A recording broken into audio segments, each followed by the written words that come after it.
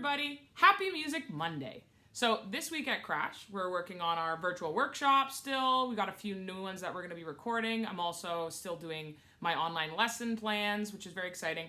But I also found this book of snare solos that I had been looking for a while, so that's great news. And I thought that maybe this week in my free time, I could learn one of them.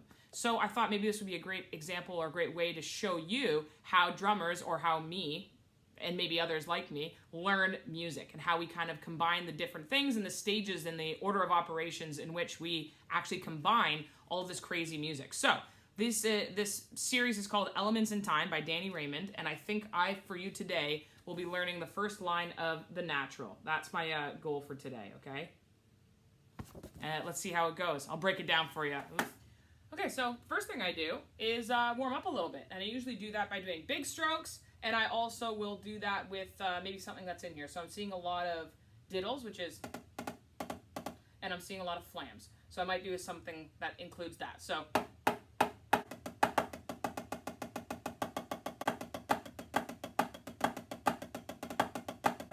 And then when that's done, I like to do a little stretch, because usually at that point I can start to feel the muscles, right? So we do some of these.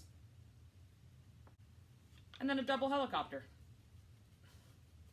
Okay, so the first thing that I want to do is I want to look at the underlying rhythm, okay? So this first line has a very easy rhythm. It's just 16th notes the whole way, okay? So that's not going to change. But then what I want to look at is the sticking, right? Because what I've talked about before is we don't always go right, left, right, left, right, left, right, left. I notice here in the end of the first bar that there's a right, left, left, left. And then I notice at the end of the second bar, there's two puttitas, which is a right, left, left, right, left, left. And then I noticed also that there's X's, so that means a rim shot. So that means I pull back and do a louder sound. Like that. Okay, so the first thing we always do is we start really slow. Always start slow. I notice that the tempo of this is 116, but I'm not going to try that right now. I'm going to kind of look at this first two beats and see if I can hack it out, okay? So we've got our accent pattern, which is the accents are those little tiny arrows above the notes, and that means that they're going to be hit louder. So the accent pattern for the first bar would go like this. Right? And I did that right, left, left, left at the end. So now I wonder if I could just put in the flams, which is that little guy there that has the stick that comes right before the note that comes right before the other one, and then those diddles. Let's see if I can put those in for the first bar, nice and slow. Okay, that's pretty good. And I'm going to do it 3 times in a row to make sure that I can actually play it correctly. So it's at this point that I would get a metronome out and just see how close I am to being able to play it at the tempo. And if I can't, then that's fine, and I'm just going to keep working on it at a slower tempo. So here we go. I'll punch my metronome in for 116. So if that's the metronome, then my 16th notes will be like this. 1 E and a 2 E and a 3 E and a 4 E and a... So I can play it that fast. That was faster than I was playing it, right? But I can try it. It was okay. It was okay. Oh, didn't get it that time.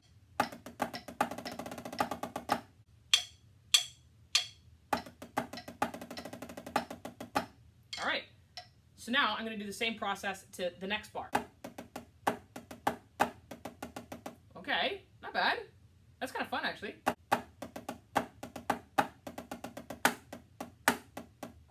All right, so for people who haven't been learning music as long as I have, or don't recognize the patterns and their brains and hands don't maybe line up as easily, I would have started just with the accent pattern first. Right, and then that kind of creates a melody in your head with what the accent pattern is, so it's a lot easier to lock in those other things when you already know what the melody is. Right, like it's easier to kind of understand it once you've put that kind of thought to it. Okay, so same thing as last time. I'm going to play that second bar at 100.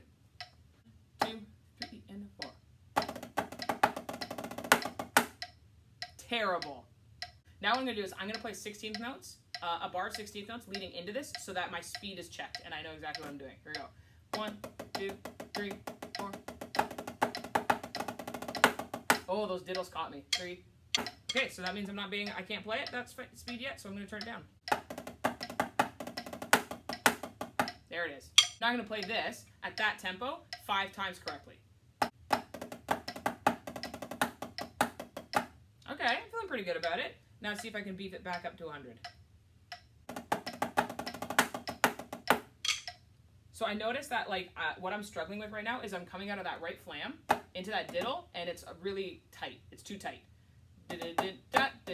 Right? I'm kind of closing that gap. So that might be what I work on, those two beats. Or,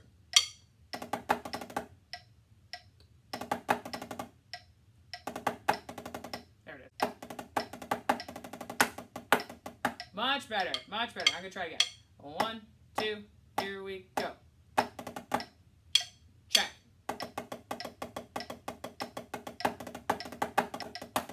Oh, I panicked on the easy part. I took a flam out of one place and then put it somewhere else randomly. There we go. Needed some confidence. So now at this point, what we do is we bring the whole thing together, right? We don't want to forget the first bar, and see if we can fix the glue that will bring it together. Our tempo back down.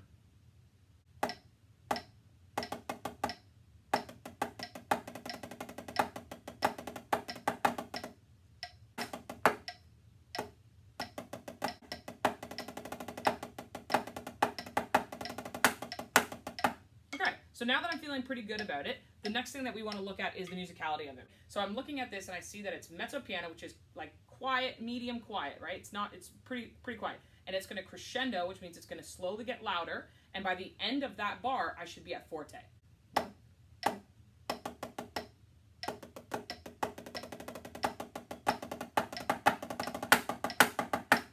Okay, not bad.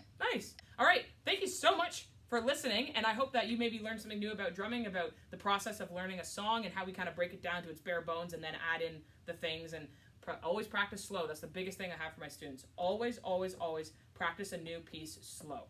No one's ever asked you to play something twice as fast as required on the first try. Never, okay? So practice something slowly and you'll get it. All right.